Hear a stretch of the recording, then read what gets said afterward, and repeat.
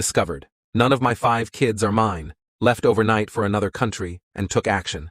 Now she's furious. She won't see a cent from me. Hello, Reddit eyes. Plus here. Turns out, none of my 5 children are mine. Sitting in my lawyer's office, I couldn't feel anything anymore. Not anger, not sadness, not betrayal, just numbness. 5 DNA tests. 5, not a match, results. My entire world had been a lie. For years, I had loved and cared for children I believed were mine. I worked 2 jobs to keep a roof over their heads and sacrificed vacations, hobbies, and dreams for their future. And now, they weren't mine. None of them. Their mother, my wife of 17 years, Amanda, sat smugly on the other side of the table. I guess she thought I'd still play the fool, that I'd beg her for answers or ask how we could fix this. She didn't know me at all. I'm entitled to half, she said casually, as if she hadn't detonated a bomb in my life. We've been married long enough.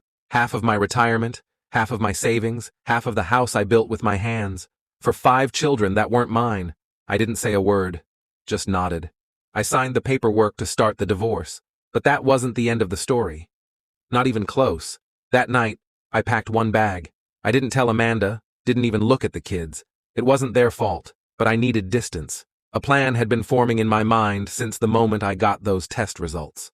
I booked a 1-way flight to a remote country I'd always dreamed of visiting, a place where I could vanish, live simply, and finally put myself first.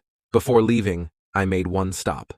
The bank. Amanda's smugness evaporated when she woke up the next morning to find our joint account empty. She called me 17 times before noon, each voicemail angrier than the last. I settled in a small coastal village in Southeast Asia.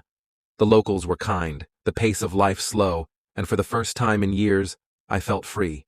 I bought a tiny cafe overlooking the ocean and poured my energy into building something that was mine, truly mine.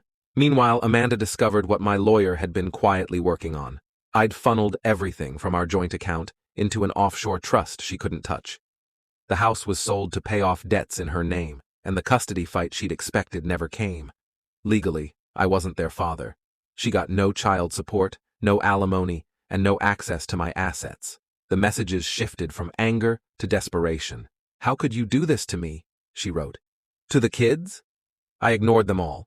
It wasn't about revenge, it was about survival. For years, I'd been the provider, the punching bag, the fool.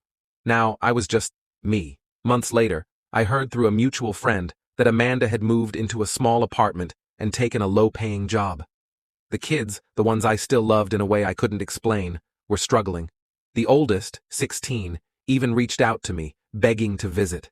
"I didn't know," he wrote. "I swear I didn't know." I sat with that message for hours before replying.